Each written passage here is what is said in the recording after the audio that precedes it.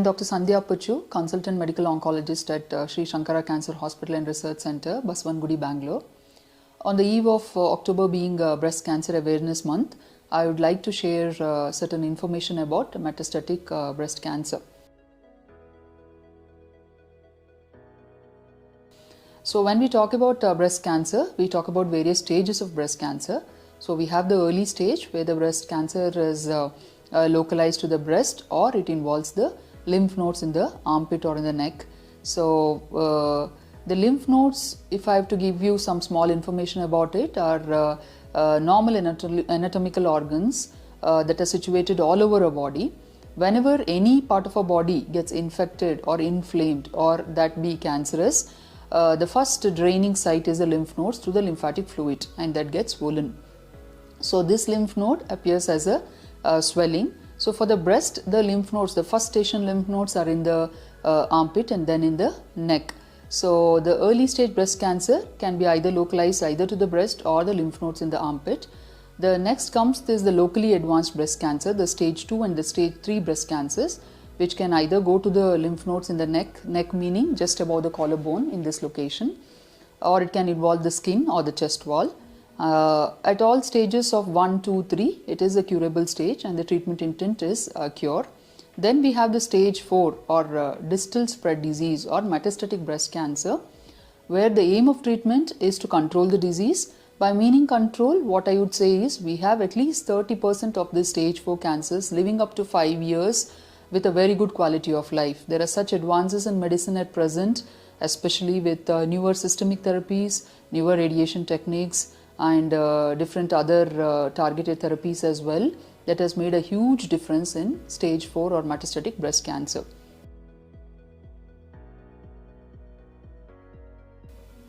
So what do you mean by metastasis? Metastasis means spread. So it is spread from the loco-regional site. So for a breast cancer, the primary tissue of origin is the breast. So anything that spreads away from the breast is a spread. So it can either be a regional spread, that is to the lymph nodes, or it can be a distal spread. So the distal spread can be to the lymph nodes on the opposite side, it can be to the bone, it can be to the liver, lungs, or the brain. So I would like to just talk and tell you about something called how it metastasizes, that is something called seed and soil theory. So we have the plant, which is like the tumor in the breast, and then it grows in the breast, acquires aggressive features, then it gives out its new seedlings, and these seedlings are the tumor cells, which like a seed which is blown away by the wind gets into the circulation, and when it is in the circulation, meaning in the blood, they are circulating tumor cells. They find out a favorable environment to grow. So wherever there is a favorable environment, they stop, they get into the organ and start multiplying there. So it can be any of these distal organs that I just mentioned to you about. So what is it that a patient presents with, a patient with metastatic breast cancer? So the symptoms basically depends upon the site of spread. So if it is a lymph nodal spread, they usually come with swellings in the armpit or in the neck or in the opposite armpit or in the neck. It is just the swelling, there will be no other symptoms when it is spread to the lymph nodes, or they can also have in an extreme case something called as a lymphedema, where they can come with a swollen upper limb to whichever site the breast cancer is localized to. So when the disease gets spread to the lungs, they can come with symptoms specific to that organ. So unrelenting dry cough for about weeks or so with no conservative measures getting the cough down. They can also develop in the later stages something called exertional breathlessness, wherein when they climb steps or do some strenuous activities, they feel breathless. And they can also have chest pain when they take deep breaths or cough.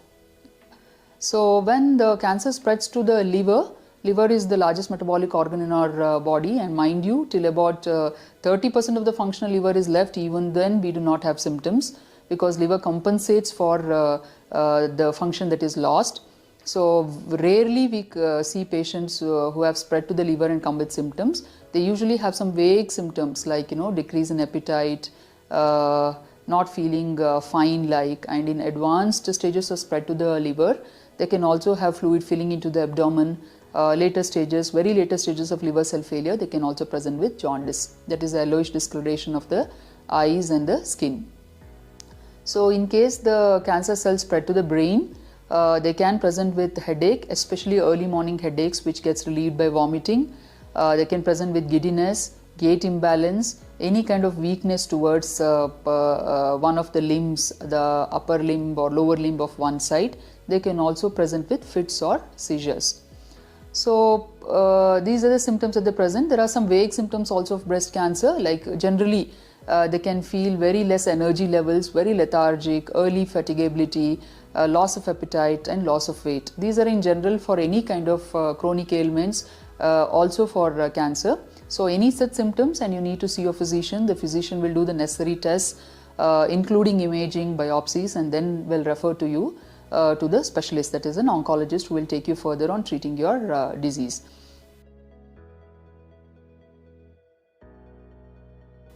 So how do we diagnose this metastatic breast cancer? So first is by the symptomatology. We do a directed imaging. The imaging can be either at what symptoms the patient is presenting, a CT scan or an MRI scanning, or it can be something called a bone scan to just see the spread into the bones, or it can be a whole body PET CT scan.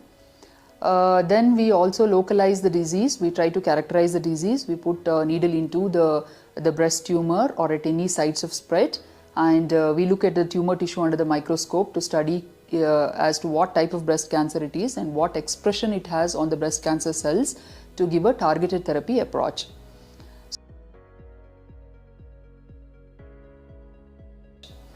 So coming to the kind of treatments that are offered in metastatic breast cancer, most of the metastatic breast cancers are dealt with systemic therapies. In systemic therapies, we have chemotherapy, hormonal therapy, and targeted therapies. We have radiation, advanced radiation techniques like the CyberKnife or stereotactic radiation, and also the conventional external beam radiation. And then we have palliative surgeries also. So how do we choose a treatment for a patient? Which patient gets what kind of treatment? So this depends upon the type of the breast cancer, the metastatic breast cancer they develop. So there are two types of stage 4 spread that a patient can come with. One, a known patient of breast cancer who's on a kind of treatment on follow-up, who develops certain signs and symptoms of a progression disease while on a treatment, and that is when they develop distal spread. These patients are picked up early because they are on serial follow-up and serial examination, serial scans are done, and they are picked up early. The second part is de novo presentation, that is at presentation itself patient comes with a spread to distal sites.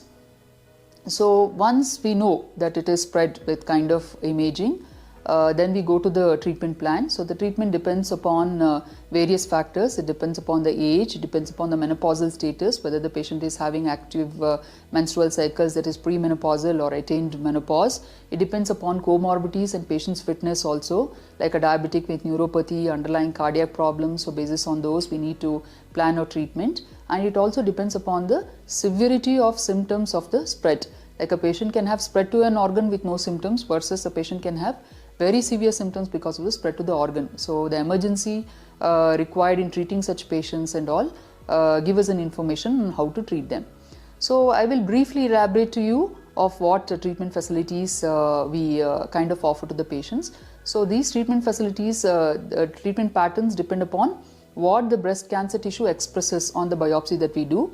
So there are 5 different subtypes of breast cancer. There can be a hormone positive breast cancer where the breast cancer cells express hormone receptors. There can be a hormone negative breast cancer, and there can be a target expression HER2 positive breast cancer. So these are the varied spectrum of different types of breast cancer. So the hormone positive breast cancers are treated with something called anti-hormonal therapy, which can be either tablets or injections.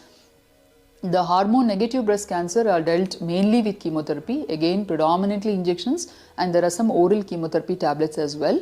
And the HER2 positive breast cancers, where a HER2 target is expressed on the tumor cells, and we use something called a target therapy, which are again injections. Rarely also tablet forms are used. So this treatment, as I told you, depends upon what tumor expresses, and also depends upon what kind of fitness and severity the patient symptom presents with. And more to say, in a stage 4 cancer, at any point of time, there is some kind of treatment that goes on to maintain the disease as well, to maintain the control, maintain the quality of life. Then we have the radiation. So radiation is given as a palliative measure to take care of relief of pain or certain symptoms. Like a patient can come with severe bony pains due to spread to the bone. So then we can give some kind of radiation fractions to relieve that pain. Radiation can also be given to the brain lesions to relieve the edema, to relieve the local symptoms that the brain spread has caused. And it can also be given to a primary breast cancer site where it is bleeding or very painful. So the third is about surgery. So surgery is the least option in a metastatic breast cancer, but yes, it is offered to some patients where they come with a fungating or a bleeding breast mass, or to any kind of bone lesion which is fractured or which is compressed, and some kind of vertebroplasties or surgeries are done by the spine surgeons or orthopedicians. So on this talk, what I would like to say is, any kind of undue symptoms, either you are a known patient of breast cancer or you are unknown, you will have to follow up with your physician, talk about your symptoms, and then get clinically evaluated, again battery of tests with scans, and then come to know what are your symptoms attributed to. And to also say, I'm very happy to share that Shankara Cancer Hospital and Research Center has all state-of-the-art facilities, including the newer treatments for breast cancer, the newer targeted therapies, immunotherapies which are approved for metastatic breast cancer. We also have state-of-the-art radiation technique planning facilities, including the state-of-the-art machines which deliver the stereotactic radiation, which are very precise and high dose radiation, similar to surgery but in a non-invasive way, which are delivered just to the site of spread of the disease. And we have specialists in all these fields who will attend to you and then take care of whatever symptoms you have. So I hope this talk was useful to you. Thank you.